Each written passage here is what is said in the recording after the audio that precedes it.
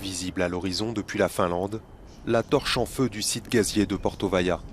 Côté russe de la frontière, à quelques kilomètres seulement de l'Union européenne, des millions de mètres cubes de gaz partent en fumée chaque jour. Selon le bureau d'études norvégien Rystad Energy, il s'agit pour Gazprom de se débarrasser de l'énorme surplus de gaz initialement destiné à l'export, notamment vers l'Allemagne. Les livraisons via le gazoduc Nord Stream 1 ont été très fortement réduites depuis le lancement de l'invasion russe en Ukraine en février dernier et les sanctions occidentales qui s'en sont suivies.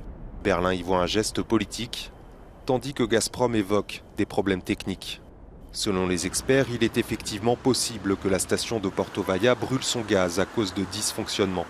Mais la période très inhabituelle et l'importance considérable des volumes à des niveaux sans précédent selon les experts laissent peu de place au doute. En avril dernier, l'Union des industriels russes avertissait que faute d'exportation et en l'absence de capacité suffisante de stockage, les producteurs de gaz n'auraient d'autre choix que d'augmenter considérablement les quantités d'hydrocarbures brûlés. Alors que les prix de l'énergie explosent sur les marchés européens, le seul site de Portovaya brûlerait l'équivalent de 10 millions d'euros de gaz par jour.